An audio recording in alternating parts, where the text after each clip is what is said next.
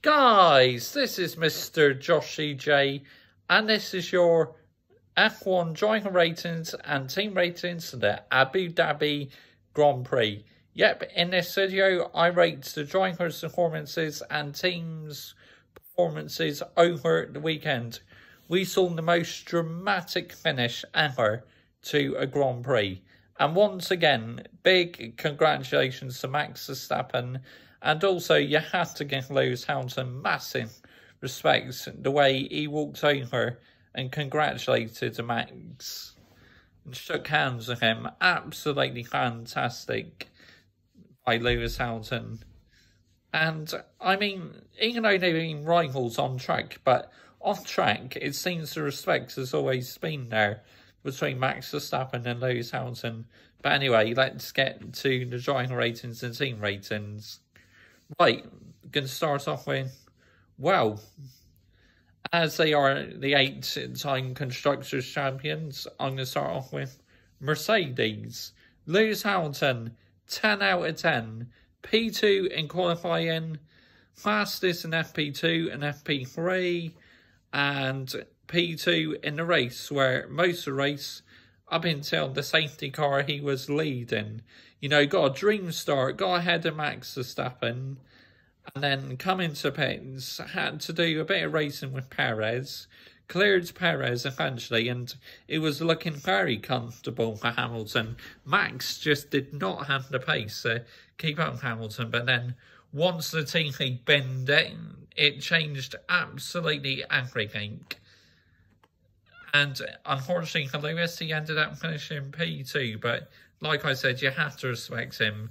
The way he went up and said congratulations to Max Verstappen and shook his hand. Absolutely phenomenal stuff by the 7-time world champion. Well, it could have been an 8, but sadly not to be. But we'll go again. Valtteri Bottas, 0. Yep, final race in Mercedes. Nowhere. Absolutely nowhere. P6 in qualifying and P6 in the race. Awful. No wonder why he's lost his drive. Valtteri Bottas. Red Bull. Max Verstappen. 10 out of 10. Absolute 10 for the newly crowned Formula 1 World Champion. And I felt sorry for him yesterday that he had to wait for about 4 or 5 hours before he was officially confirmed as champion, as Mercedes lodged 2 appeals, which they were unsuccessful. So in the end, Verstappen was definitely confirmed as champion. Yep, P1 in qualifying and P1 in the race. Under the safety car, he had a spare set of soft tires available. They put them on, and he's able to literally do a dive bomb on Lewis Hamilton, and in the end, absolutely leave him standing and win his first ever world title. So many congratulations. Sergio Perez, 6 out of 10. I mean, struggled a bit in the qualifying, but he did give Verstappen the toe. And then in the race, unfortunately, retired, but he played the perfect team game. I mean, once Perez almost made Verstappen pass them both with DRS. And how hard Perez was defending, trying to help Max Verstappen playing the team game. Something Bottas should have been doing. But, you know, Hamilton cleared Perez in the end, but, yep. I mean, not the best qualifying for Perez, but to me, he's the best number 2 driver in a while at Red Bull. So, yeah, fair play to Perez. McLaren, Lando Norris, 9 out of 10. You know, I mean, he did well in the race. P3 in qualifying, and then in the race, ended up finishing P9, I believe, and scored some points, but Ferrari finished ahead of McLaren in the Constructors, but, you know, still, nevertheless, good performance by Lando Norris. Daniel Ricciardo, 0, absolutely 0 for Daniel Ricciardo. Awful. I mean, being so inconsistent this season. I mean, he ended up finishing P12 or P13 in a race. Not good enough. Simply not good enough. Ferrari, Carlos Sainz, 10 out of 10. Absolute 10. I mean, did very well in qualifying and finished P3 in the race. Absolutely amazing stuff by Carlos Sainz. Yep, definitely. He's had a good first year at Ferrari, Carlos Sainz. Now, Charles Leclerc. 6 out of 10. Yep, P10 in the race. I mean, I think he missed out on Q3 in qualifying, but yep, got outperformed by Carlos Sainz. Yep, so that was a bit disappointing for Charles Leclerc. Alpine, Fernando Alonso, 8 out of 10. Yep, had a good qualifying and had a decent race as well. Believe he finished in the points set. There's so much drama happening at the end. It's hard to keep up where everyone finished. But, yeah, decent weekend for Fernando Alonso. Esteban Ocon, again, I mean, 6 out of 10 for him. Decent weekends at Ocon as well. Excuse me, I believe he finished quite high in qualifying and decent in the race as well. So, not a bad weekend at Ocon. Aston Martin, Sebastian Vettel, 7 out of 10.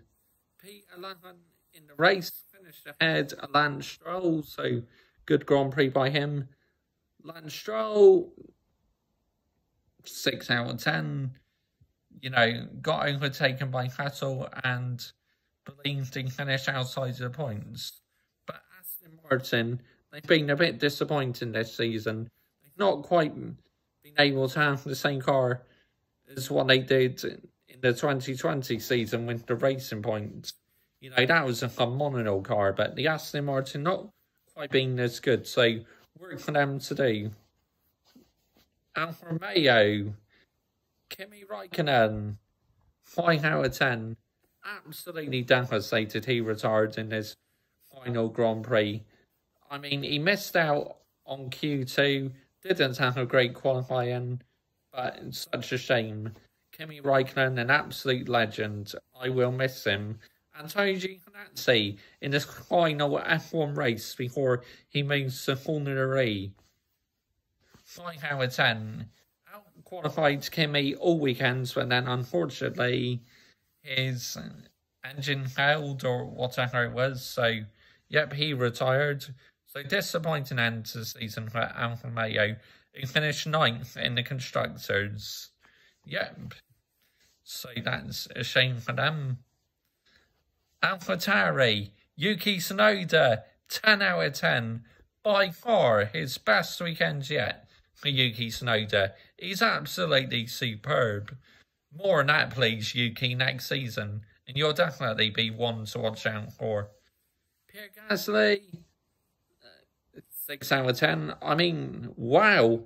Got outperformed by Yuki Tsunoda all weekend. Finished P5 in the race. He got out-qualified and out-raced by Tsunoda. Unbelievable. Because Gasly's had the upper hand over Tsunoda already all season, but not this time round. Haas, Nikita Mazepin, who obviously didn't participate in the race after a positive COVID-19 test. So, 5 out of 10. I mean, yeah, and Haas has got no pace, so... And as he didn't take part in the race, 5 out of 10, I believe, is a respectable score. Mick Schumacher, 7 out of 10. I mean, I believe he finished out P14 in the race or something. Because obviously, with a few cars retiring, he finished up a couple places higher. So, yeah, decent season for Mick Schumacher, I'd say. I think he's learned a lot this year. I can't wait to see what he does in 2022. Hopefully Haas will have a much better car because they finished last in the Constructors' Championship with no points scored. They were the only team who were unable to score points this season, Haas. But it's no surprise as they've been focusing on the 2022 car and have only added one upgrade to this year's car, I believe. So it was always going to be a tall order for them. Williams, George Russell, 5 out of 10. I mean, got out qualified by Latifi, and then unfortunately his final outing for Williams retired on the race due to a gearbox issue. Yep, Nicholas Latifi. 0. Absolutely 0. I mean, honestly, I was going to give him a 5 out of 10, but as he cost my driver the championship, you have to give him a 0. Just absolutely bend it into the wall. I mean, with 6 or 7 laps remaining, he absolutely bends it. Wow, unbelievable. Well and truly out of his depth, Nicholas Latifi. Awful driver. So 0. You cost my driver his 8th world title. Shocking bit of driving by Nicholas Latifi. Right, that's the driver ratings done. Team ratings. Mercedes.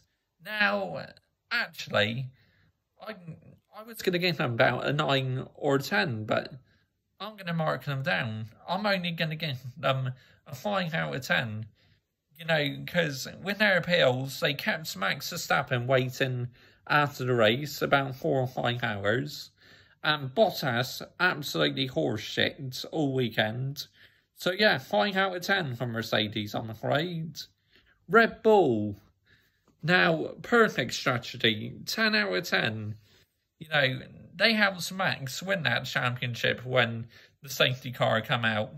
I mean, you can say the rules were bent in that, and probably they were, but you need to move on and just accept that Red Bull at times have got the strategy perfect this year, and they did it again yesterday. So I will give credit where it's due. 10 out of 10 for Red Bull, and Sergio Perez is defending on Hamilton to try and help Max out. Like, really, my team of the weekend, Red Bull. McLaren, 7 out of 10. Good for Norris, but really poor for Daniel Ricciardo. Ferrari, 9 out of 10. Amazing for Carlos Sainz. Not so good for Charles Leclerc this weekend. Alpine, 6 out of 10. Decent for them. Aston Martin, 5 out of 10. Not the best weekends for them. AlphaTauri, 10 out of 10. P4 in the race. Fantastic points for them this weekend. I mean, up there with the team of the weekend with the Red Bull senior team. The Red Bull junior and the Red Bull senior team are probably my 2 teams at the weekend. Alfa Romeo, I mean, 4 out of 10 for them is a weekend to forget, really. Williams, I mean, 4 out of 10 for them. Weekend to forget for them, really. And Haas, I mean, just usual 5 out of 10 for them, I guess. But that's the driver ratings done. Team ratings done for the Abu Dhabi Grand Prix. Now, I will be back later on in the week to do my end of season review and rate the drivers and teams' performances all the way through the season, so stay tuned to that one. I mean, the F1 race is over, but this season's over, but my goodness me, it's been full of drama, you know. Wow, this season is just an absolute madness. Flip me. God, flipping fly what come in the flat. He can stay in the sitting room. Oh, fuck me, I fucking hate those. But anyway, comments down below, I will always reply. And yeah, what an amazing, amazing season. 2021, it's been such an incredible season for me. I've loved every second of it. But like I say now, I need a rest. Honestly, I do need a rest. It's been a roller coaster of a season, but I need a bit of a break from it now. Bye-bye.